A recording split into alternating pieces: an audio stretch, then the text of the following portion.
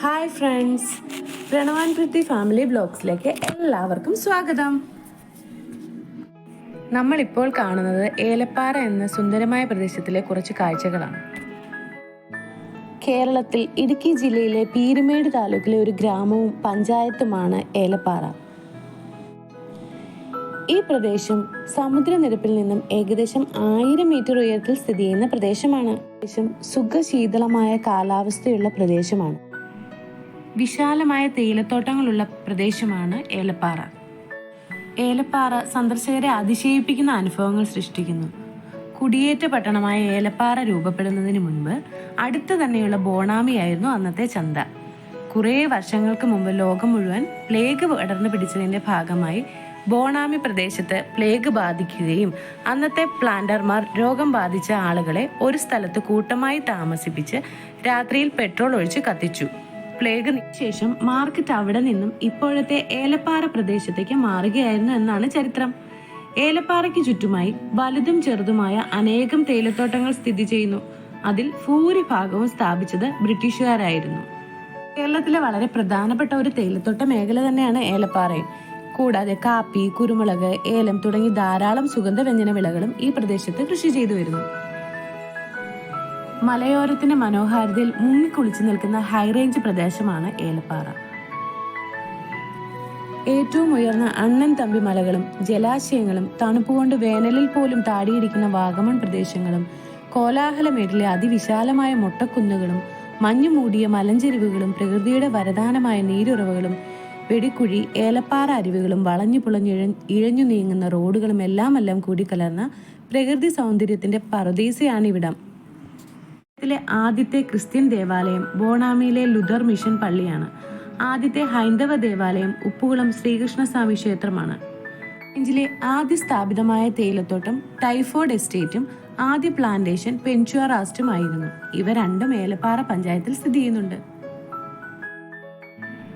കൊല്ലവർഷത്തിൽ ഏലപ്പാറ ഉൾപ്പെട്ടിരുന്ന പ്രദേശം തെക്കുംകൂർ രാജവംശത്തിന്റെ ഭാഗവും പിന്നീട് പൂഞ്ഞാർ രാജവംശത്തിന്റെ സ്ഥാപകനായിരുന്ന മാനവിക്രമ കുലശേഖര പെരുമാളിന്റെ ആതിഥ്യത്തിലുമായി തീർന്നു. ഐതിഹ്യപ്രകാരം മാനവിക്രമൻ തന്റെ പൂഞ്ഞാറിലേക്കുള്ള യാത്രാമധ്യേ കോലാഹലമേടിന് സമീപമുള്ള തങ്ങൾപ്പാറയിൽ വിശ്രമിച്ചിരുന്നുവെന്നാണ്. പാറ ടൗണിൽ നിന്നും നമ്മൾ വാഗമൺ ലക്ഷ്യമാക്കി യാത്രയാവുകയാണ്. ഇടുക്കി, കോട്ടയം ജില്ലകളിലായി വ്യാപിച്ചു കിടക്കുന്ന ഒരു വിനോദസഞ്ചാര മലമ്പ്രദേശമാണ് വാഗമൺ. കോട്ടയം, ഇടുക്കി ജില്ലകളുടെ അതിർത്തിയിൽ ഈരാറ്റുപേട്ടയിൽ നിന്നും 25 കിലോമീറ്റർ കിഴക്കായി സ്ഥിതി ചെയ്യുന്ന വാഗമണ്ണിന്റെ പ്രകൃതി സൗന്ദര്യം പ്രശസ്തമാണ്. സഞ്ചാര കേന്ദ്രങ്ങളുടെ പട്ടികയിൽ നാഷണൽ ജിയോഗ്രഫിക് ട്രാവലർ ഉൾപ്പെടുത്തിയ 10 വിനോദ കേന്ദ്രങ്ങളിൽ ഒന്നാണിത്. പശ്ചിമഘട്ടത്തിന്റെ അതിരിൽ സമുദ്രനിരപ്പിൽ നിന്നും 1100 മീറ്റർ അടി ഉയരത്തിൽ സ്ഥിതി ചെയ്യുന്ന വാഗമണ്ണിൽ പൊതുവെ വളരെ തണുത്ത കാലാവസ്ഥയാണുള്ളത്. ഇവിടുത്തെ വേനൽക്കാല പകൽ താപനില 10 മുതൽ 23 ഡിഗ്രി സെൽഷ്യസ് വരെയാണ്. തേയിലത്തോട്ടങ്ങൾ, പുൽത്തകിടികൾ, മഞ്ഞ്, ഷോളമലകൾ എന്നിവ വാഗമണ്ണിന്റെ ചാരുതയ്ക്ക് മാറ്റുകൂട്ടുന്നു. മൊട്ടക്കുന്നുകളും അനന്തമായ പൈൻ മരക്കാടുകളും വാഗമണ്ണിന്റെ മറ്റു പ്രത്യേകതകളാണ്. ഇവിടങ്ങളിലെ മലമ്പാതയിലൂടെയുള്ള യാത്ര അതിമനോഹരമാണ്. വാഗമൺ മലകളുടെ അടിവാരം തീക്കോയി വരെ നീണ്ടുകിടക്കുന്നു. തങ്ങൾമല, മുരുകൻമല, കുരിശുമല എന്നീ 3 മലകളാൽ വാഗമൺ ചുറ്റപ്പെട്ടിരിക്കുന്നു. ഇവ 3ഉം തീർത്ഥാടക പ്രാധാന്യമുള്ള സ്ഥലങ്ങളാണ്. ഇടുക്കി, കോട്ടയം ജില്ലകളുടെ അതിർത്തിയിൽ സ്ഥിതി ചെയ്യുന്ന പ്രദേശത്തേക്കുള്ള യാത്ര സുഖകരമാണ്. ഒരു വശത്ത് അഗാധമായ കൊക്കയും മറുവശത്ത് കരിമ്പാറ അരിഞ്ഞിറങ്ങിയ കോടമഞ്ഞു മൂടിയ മലനിരകളും ഈരാറ്റുപേട്ട പീരുമേട് ഹൈവേയിൽ വെള്ളികുളം മുതൽ വഴിക്കടവ് വരെ 6 കിലോമീറ്റർ ദൂരം പാറക്കെട്ടുകൾ അരിഞ്ഞിറങ്ങിയ റോഡുകളിലൂടെ സഞ്ചരിച്ചാണ് വാഗമണ്ണിൽ എത്തുക. പൈൻ മരക്കാടുകൾ സഞ്ചാരികളുടെ പ്രധാന വിശ്രമ കേന്ദ്രമാണ്. 20 വർഷത്തിലൊരിക്കൽ വെട്ടിമാറ്റുന്ന ഇതിന്റെ പൾപ്പ് ഉപയോഗിച്ചാണ് കറൻസി അച്ചടിക്കാനുള്ള പേപ്പർ നിർമ്മിക്കുന്നത്. പൈൻ മരക്കാടുകൾക്കടുത്താണ് നേരത്തെ ഇൻഡോസിസ് പ്രൊജക്ട് സ്ഥിതി ചെയ്തിരുന്നത്. ഇപ്പോൾ ഈ കെട്ടിടങ്ങൾ ടൂറിസ്റ്റ് റിസോർട്ടുകളായി രൂപം പ്രാപിച്ചു കഴിഞ്ഞു. ഇതിന് സമീപത്തായി കാർഷിക കോളേജും സ്ഥാപിതമായി. കിഴുക്കാൻ തൂക്കായ മലനിരകൾ വെട്ടിയെറിഞ്ഞതായിരുന്നു ഈരാറ്റുപേട്ട വാഗമൺ റോഡിന്റെ നിർമ്മാണം പൂർത്തീകരിച്ചത്. നദികൾക്ക് സമാന്തരമായി ഉണ്ടായിരുന്ന നടപ്പാതകൾ തെളിച്ചാണ് ആദ്യം വഴിയൊരുക്കിയത്. 1939 ആദ്യമായി ഈരാറ്റുപേട്ടയിൽ നിന്നും തീക്കോയിലേക്ക് റോഡ് വെട്ടിയത്. ഇന്നിത് സംസ്ഥാന ഹൈവേ ആയി രൂപാന്തരപ്പെട്ടിരിക്കുന്നു. ഈ പൈൻമരങ്ങൾക്കിടയിലൂടെ നടക്കാൻ നല്ല രസമുണ്ടായിരുന്നു. നല്ല കുളിർമയേകിയ കാലാവസ്ഥയായിരുന്നു അവിടെ. മണിക്കൂറുകൾ അങ്ങനെ ഞങ്ങൾ അവിടെ ചിലവഴിച്ചു. ജനങ്ങളുടെ വൻ പ്രവാഹമായിരുന്നു ഞങ്ങൾ അവിടെ കണ്ടത്.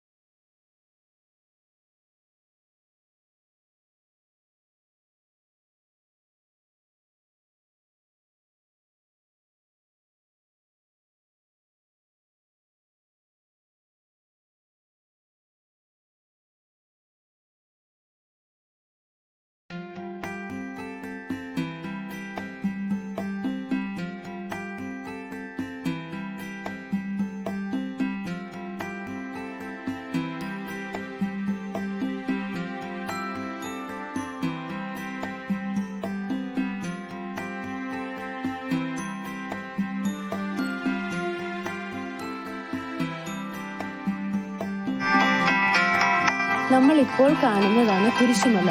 ഇത് തീർത്ഥാടന കേന്ദ്രം മാത്രമല്ല, ഒരു ടൂറിസ്റ്റ് പ്ലേസ് കൂടിയാണ്. ഇപ്പോൾ നമ്മൾ കാണുന്നത് പാർക്കിംഗ് ഏരിയയിൽ നിന്നുള്ള ഒരു വ്യൂ ആണ്. 2 കിലോമീറ്ററോളം നമുക്ക് നടക്കാനുണ്ട്. 14 കുരിശടികൾ പിന്നിട്ടാണ് നമ്മൾ അവിടെ എത്തേണ്ടത്.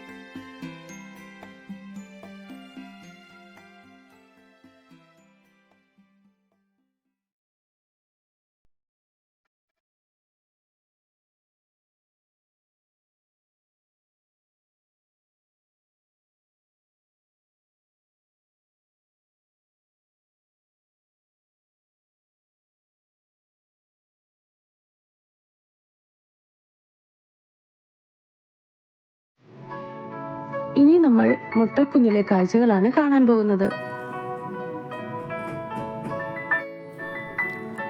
അതിമനോഹരമായ പ്രദേശമായിരുന്നു അവിടം. മനോഹരമായ പുൽത്തകടികൾ നിറഞ്ഞ പ്രദേശമാണിവിടം. മുട്ടക്കുന്നുകൾക്കരികിലൂടെ ഒരു തടാകവും ഒഴുകുന്നുണ്ട്. അവിടെ ബോട്ട് റൈഡുകളും അതുപോലെ തന്നെ കുറെ ആക്ടിവിറ്റീസും നമുക്ക് കാണാം. ഇവിടുത്തെ പ്രവേശന ടൈം എന്ന് പറയുന്നത് വൈകിട്ട് 6:30 വരെ മാത്രമേ ഉള്ളൂ. ഇവിടുത്തെ പ്രവേശന ഫീസ് കുട്ടികൾക്ക് 15 രൂപയും മുതിർന്ന ആൾക്കാർക്ക് 25 രൂപയുമാണ്. 60 വയസ്സിന് മുകളിലുള്ളവർക്കും 15 രൂപയാണ്. നമ്മൾ 5:30 അവിടെ എത്തിയത്. അതുകൊണ്ട് അവിടുത്തെ കാഴ്ചകൾ നമ്മൾക്ക് കൂടുതലായി ഒന്നും പകർത്താൻ കഴിഞ്ഞില്ല. കുറച്ച് കാഴ്ചകൾ മാത്രമേ നമ്മൾ പകർത്തിയുള്ളൂ.